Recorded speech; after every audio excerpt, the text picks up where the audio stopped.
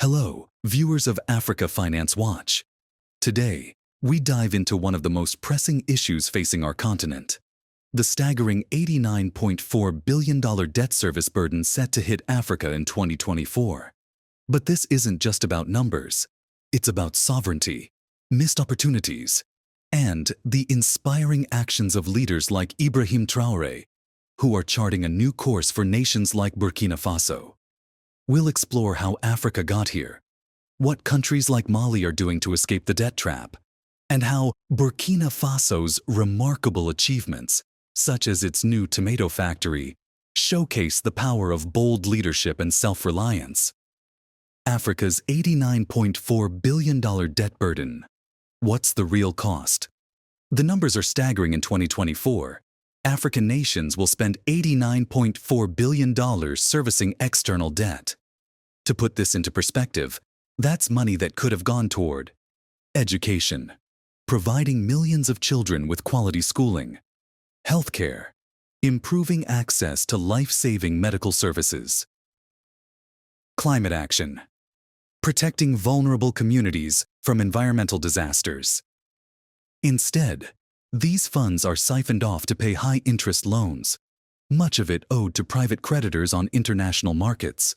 The report, Africa's Debt Towards a Lasting and Durable Solution, highlights that this financial burden is not just unsustainable, but is actively choking the continent's development potential. How did we get here? Over the last decade, African countries have turned to commercial debt, such as Eurobonds, to finance development. These loans come with high interest rates, unlike bilateral agreements or multilateral loans from institutions like the African Development Bank. Global crises, including COVID-19 and the war in Ukraine, have further strained economies, making it harder for countries to generate the revenue needed to service these debts. But who are the beneficiaries of this debt? Africa's $89.4 billion external debt service burden in 2024 is owed to a mix of multilateral institutions, private creditors, and bilateral partners. Multilateral institutions, accounting for 34% of the continent's external debt, include the IMF, World Bank, and African Development Bank, AFDB, which provide development loans often tied to conditions. Private creditors, making up the largest share at 43%, include commercial banks, investment funds, and holders of Eurobonds. The reliance on Eurobonds, with higher interest rates tied to market conditions, has grown significantly for countries like Ghana, Kenya, and Zambia. Bilateral creditors account for 23%, with China being the largest single lender to Africa, financing infrastructure through entities like the Export-Import Bank of China. Western nations in the Paris Club and Gulf states, such as Saudi Arabia and the UAE, also hold significant bilateral debt. Countries like Ghana owe heavily to private creditors via Eurobonds, while Zambia and Kenya have substantial debt to China and multilateral institutions. The diversity of creditors complicates debt restructuring, as each has unique interests and conditions. This growing burden of high-interest loans diverts crucial resources away from education, healthcare, and infrastructure, highlighting the urgent need for a sustainable debt management strategy across Africa. Before we continue, a quick reminder to like this video if you're enjoying the content so far. And don't forget to subscribe to African Finance Watch for more insights into Africa's economic trends and investment opportunities. Hit the notification bell so you never miss our latest updates. Now let's continue. Let's take a moment to reflect. Why is Africa, with its vast resources and growing economies, trapped in such a vicious cycle of borrowing? And how can countries like Burkina Faso break free? Let's look at the example of Mali, a debt-free Sahel nation. Mali, a member of the Alliance of Sahel States, AES, offers a unique example. Unlike many African nations, Mali has declared itself debt-free. How did it achieve this? Diversified partnerships. After severing ties with neo-colonial powers like France, Mali strengthened partnerships with nations that prioritize fair trade and mutual respect. This shift allowed Mali to renegotiate its financial obligations and reduce reliance on costly foreign loans. Resource management. Mali's government focused on leveraging its natural resources for domestic benefit, rather than allowing foreign corporations to extract wealth with minimal local reinvestment. Fiscal discipline. By prioritizing essential spending and cracking down on corruption, Mali has maintained a balanced budget while investing in critical infrastructure. Mali's example raises an important question. If one nation can escape the debt trap, why can't others? Could Burkina Faso follow Mali's lead and achieve true financial independence? There is good news in this regard. Let's peep into what is happening in Burkina Faso in the economic arena. Ibrahim Traoré, the young leader of Burkina Faso, is implementing a bold economic strategy that focuses on increasing revenue through direct investment and nationalization of critical industries, rather than relying on foreign loans. This approach, known as the endogenous development model, is transforming Burkina Faso's economy and moving the country from a raw material producer to a manufacturing hub. One of Traoré's most significant moves has been in the mining sector. He has reorganized the gold mining industry and renegotiated agreements to secure more revenue for the government. This includes the nationalization of two major gold mines, Boungou and Wagnion, which were acquired for $60 million, a fraction of their previous $300 million valuation. To further capitalize on this valuable resource, Traoré has initiated the construction of Burkina Faso's first gold refinery, set to be operational by the end of 2024. This facility will allow the country to process its gold locally, increasing its value and reducing dependence on foreign refineries. It will also offer employment to hundreds of youths directly and many more indirectly. In the agricultural sector, Traoré's government has taken control of the sugar industry by nationalizing the Société Sucrière de la Comoé, Esosuco, a company that employs 3,000 workers. This move aims to revitalize a sector that has been struggling for years. Additionally, Ibrahim Traoré in April 2024 banned wheat imports to the shock of many who suspected bread shortages. However, the state quickly took over the management of the Minofa flour mill that has been underperforming. The facility has experienced a significant shift. Previously struggling with deficits, the wheat flour production plant now shows a positive balance sheet, marking a fresh start for the company. This transformation was one of the primary points discussed with the Minister of Industry and Commerce during his visit to the Banfora site. A key factor in this positive change has been the government's ban on imported wheat flour, which has enabled the factory to operate at maximum capacity, increase production numbers, and stabilize its economic position. The increase in production has been impressive, jumping from approximately 1,000 tons per month to 3,000 tons per month in less than 6 months. This ban on imported flour has also helped other companies avoid planned layoffs.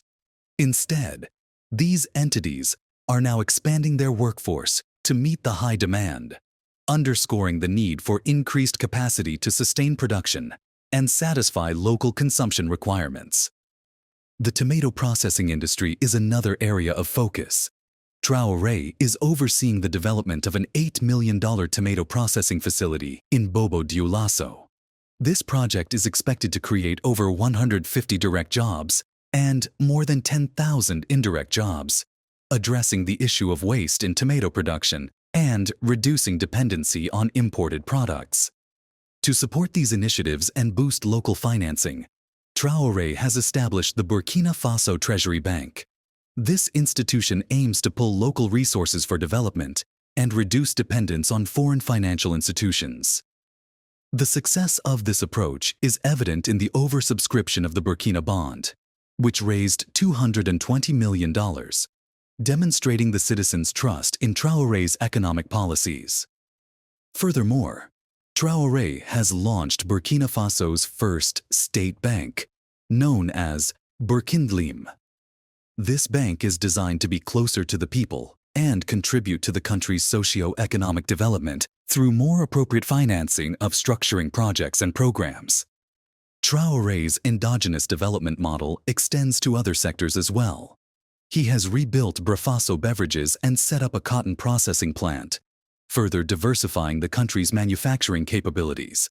These initiatives are part of a broader strategy to transform Burkina Faso's economy and reduce its reliance on raw material exports. Importantly, Traoré has rejected all IMF and World Bank loans, choosing instead to focus on internal resources and local industries. This approach aims to break the cycle of debt and dependency that has long plagued many African nations. While Traoré's economic policies have shown promising results, they are not without challenges. The country still faces significant security threats and humanitarian crises that could impact economic progress.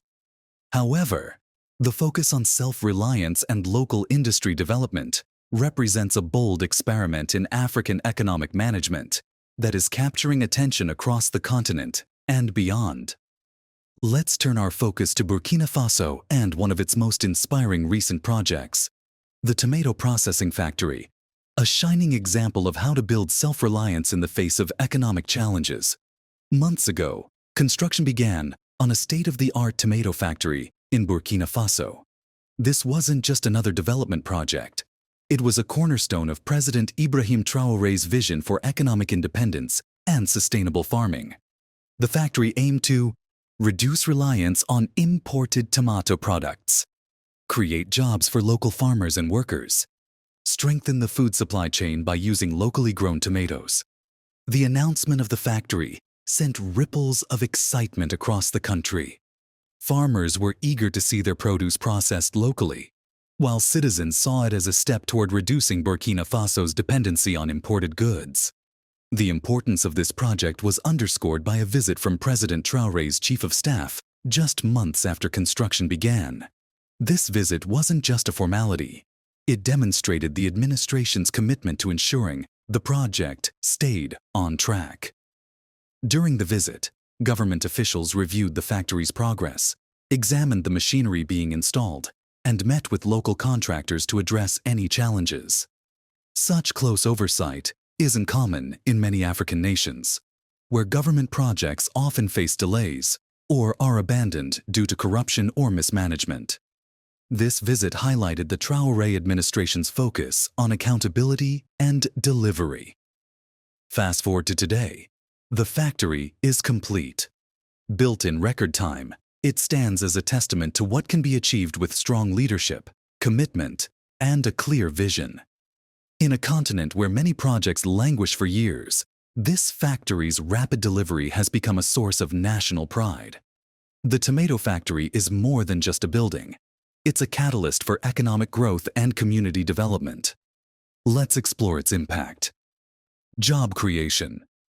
The factory employs hundreds of workers, from farmers supplying raw materials to technicians operating machinery. Food security.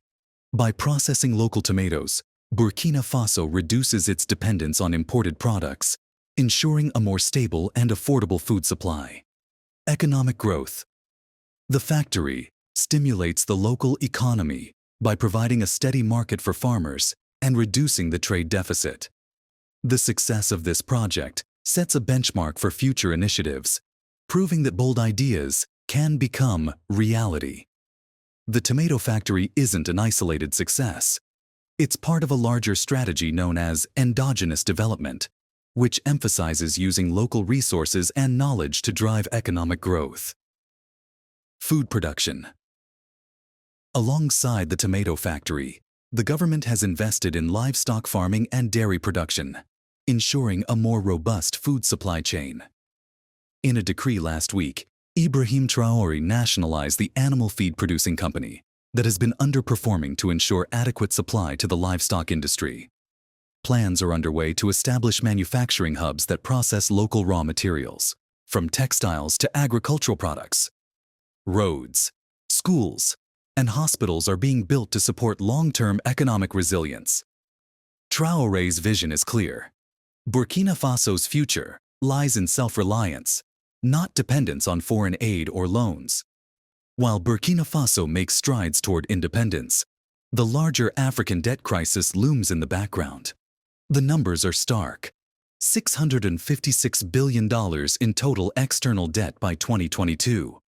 Commercial debt now makes up 43% of this total, up from 26% in 2000.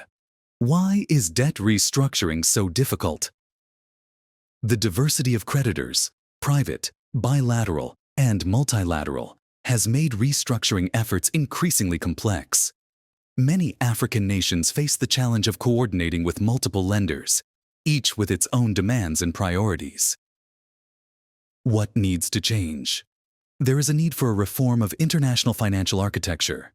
Current systems are ill-suited to Africa's needs, favoring creditor nations over debtor countries. Mobilizing domestic resources by strengthening local capital markets and improving tax collection can reduce reliance on external borrowing. Prioritizing sustainable development, like investments in education, healthcare, and infrastructure, must take precedence over debt servicing. Ibrahim Traoré's bold leadership in Burkina Faso offers a glimmer of hope. By prioritizing domestic growth and rejecting dependency on foreign powers, Traoré is showing that there is another way. But the question remains: can other African leaders follow suit? Finally, what can we learn from Mali? Mali's journey to becoming debt-free underscores the importance of fiscal discipline, resource management, and diversified partnerships. Could Burkina Faso, under Traoré's leadership, replicate this success? And what role will the Sahel Confederation play in shaping a debt-free future for the region? As Africa faces the daunting challenge of $89.4 billion in debt service costs, leaders like Ibrahim Traoré remind us that a different future is possible. Through initiatives like the Tomato Factory and a commitment to endogenous development, Burkina Faso is carving out a path toward sovereignty and self-reliance. The question now is, will other African nations rise to the challenge? Can the continent's leaders work together to break free from the cycle of debt and dependency? Let us know your thoughts in the comments below. And don't forget to like, share, and subscribe for more insights on Africa's economic journey. Stay informed. Stay inspired. This is Africa Finance Watch. Thank you for watching Pan-African Lens. If you enjoyed this video and want to continue celebrating Africa's heritage and discussing its future, please like, share, and subscribe. Your support helps grow our community and keeps the conversation alive. See you in the next video.